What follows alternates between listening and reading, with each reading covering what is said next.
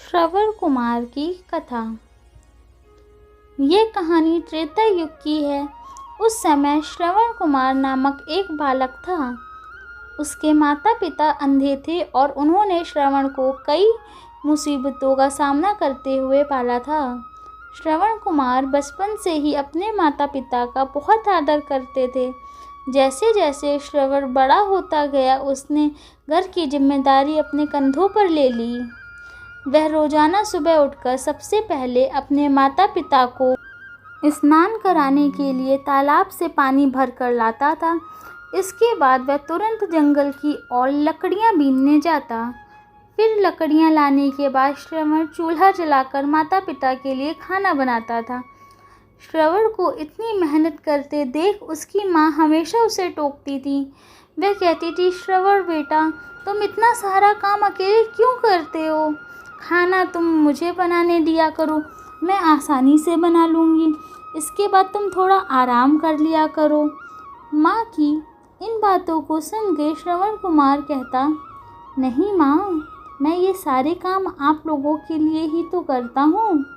भला अपने माँ बाप के लिए किए गए कामों में कैसी थकान, उल्टा मुझे तो खुशी मिलती है। श्रवण कुमार की इन बातों को सुनकर उसकी माँ भावुक हो गई। वो रोज़ भगवान से प्रार्थना करती, हे प्रभु, इतना ध्यान रखने वाला श्रवण जैसा बेटा हर माता पिता के घर में पैदा हो।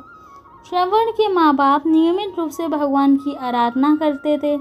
वह उनके लिए फूल और पूजा की अन्य सामग्री लाता, फिर खुद भी बिना देर किए माता पिता के साथ पूजा में शामिल हो जाता था।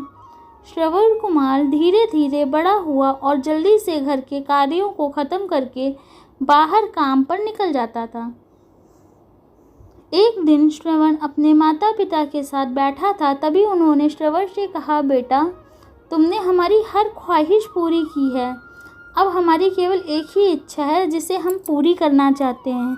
यह सुन श्रवण ने उनसे पूछा, ऐसी कौन सी इच्छा बाकी है जिसे आप पूरा करना चाहते हैं? आप केवल आदेश दें, मैं आपकी हर ख्वाहिश को पूरा करूंगा। इस पर श्रवण के पिता ने कहा, बेटा, अब हम बूढ़े हो चुके हैं और हम चाहते हैं कि मरने से पहले तीर्थ यात्रा के लिए जाएं। भगवान की शरण में जाकर हमें सुकून की प्राप्ति होगी। अपने माँ बाप की बात सुन के श्रवण कुमार सोचने लग गए कि वह उनकी इस इच्छा को कैसे पूरा करेंगे। उस समय बस और ट्रेन की सुविधा नहीं थी, साथ ही उसके माता पिता देख भी नहीं सकते थे। ऐसे में उन्हें तीर्थ यात्रा कराना भला कैसे संभव हो पाता। तभी श्रवण कुमार को एक तरकीब सूझी। वह तुरंत बाहर गया और वहाँ से 2 बड़ी टोकरी लेकर आया। उसने उन दोनों टोकरियों को एक मजबूत डंडे में मोटी रस्सी के सहारे लटकाकर एक बड़ा सा तराजू बना लिया। फिर श्रवण कुमार ने उस तराजू में अपने माँ बाप को बारी बारी से गोद में उठाकर बैठा दिया। उसके बाद तराजू को अपने कंधों पर लेकर उन्हें तीर्थ यात्रा पर लेकर निकल पड़ा। वह लगातार कुछ दिनों तक अपने माता पिता को एक के बाद एक सभी पवित्र स्थलों पर घुमाने लगा। इस दौरान श्रवण कुमार ने अपने माता पिता को प्रयाग से लेकर काशी तक के दर्शन कराए। माता पिता को घुमाते समय श्रवण कुमार उन्हें उन जगहों के बारे में भी बताते चलता था, क्योंकि वह आंखों से उस दृश्य को नहीं देख सकते थे। अपनी बेटे की मेहनत को देख उसके माता पिता बहुत खुश थे। उन्होंने एक दिन श्रवण से कहा, बेटा, हम देख नहीं सकते, लेकिन कभी भी हमें इस बात का दुख नहीं हुआ।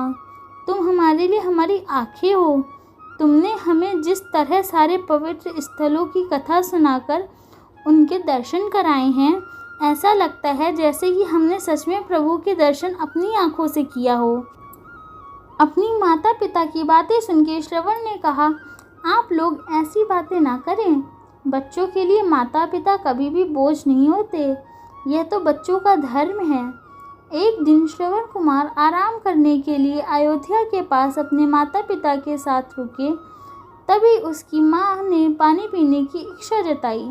श्रवण को पास में एक ही नदी दिखाई दी। उसने अपने माता पिता से कहा, आप दोनों यहाँ आराम करें, मैं आप लोगों के लिए अभी पानी लेकर आता हूँ। नदी के पास पहुँच के श्रवण कुमार कमंडल में पानी भरने लगे।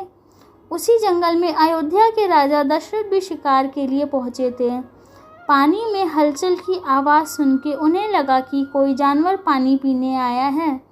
उन्होंने बिना देखे केवल ध्वनि सुनकर ही अपना तीर चला दिया। दुर्भाग्य से वह सीधे श्रवण कुमार को लग गया। तीर लगते ही वह चीख पड़ा। इसके बाद राजा दशरथ जब अपने शिकार को देखने पहुँचे तो वहाँ श्रवण था। तो तुरंत श्रवण कुमार के नज़दीक पहुँचे और कहा, मुझसे बहुत बड़ी भूल हो गई, मुझे माफ़ कर दीजिए। मुझे बिल्कुल नहीं पता था कि यहाँ कोई मानव होगा। मैं इस गलती का पश्चाताप करने के लिए क्या करूँ कि तुम मुझे माफ़ कर दो। तभी कराहते हुए श्रवण कुमार ने कहा, यहाँ से थोड़ी ही दूर जंगल में मेरे माता पिता बैठे हैं, उन्हें काफ़ी प्यास लगी है, आप उन तक यह पानी पहुँचा दीजिए और मेरे बारे में उन्हें कुछ भी ना बताएं। इतना कहते कहते श्रवण कुमार की सांसें रुक गईं। श्रवण कुमार की मौत से राजा दशरथ सुन्न पड़ गए। किसी तरह वह श्रवण कुमार के बताए अनुसार जल लेके उसके माता पिता के पास पहुँचे। श्रवण के माता पिता अपने बेटे की आहट को बखूबी पहचानते थे। जब राजा दशरथ उनके करीब पहुँचे तो उन्होंने आश्चर्य से पूछा, तुम कौन हो और हमारे श्रवण को क्या हुआ, वह क्यों नहीं आया? राजा दशरथ उनके सवालों का जवाब नहीं दे पाए। उन्होंने चुपचाप पानी उनकी तरफ बढ़ा दिया। तभी श्रवण की माँ ने चिंतित स्वर में जोर से कहा, तुम कौन हो और मेरा बेटा कहाँ है, ये बताते क्यों नहीं हो? श्रवण की माँ की चिंता देख के राजा दशरथ ने कहा, माँ मुझे माफ़ कर दीजिए। शिकार करने के लिए मैंने जो तीर चलाया था वो सीधे आपके बेटे श्रवण को जा लगा। उसने मुझे आप लोगों के बारे में बताया, इसलिए मैं यहाँ पानी लेकर चला आया। इतना कहकर राजा दशरथ चुप हो गए।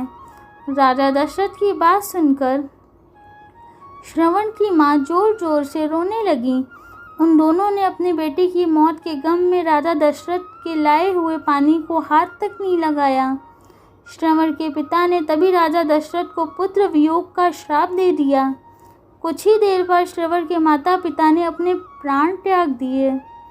बताया जाता है कि श्रवण कुमार के पिता के श्राप के परिणाम स्वरूप ही राजा दशरथ को अपने पुत्र राम से दूर रहने पड़े था। राजा दशरथ के इस श्राप को पूरा करने के लिए ही भगवान राम को 14 वर्षों का वनवास हुआ, जिसका माध्यम दशरथ की पत्नी कैकेयी बनी।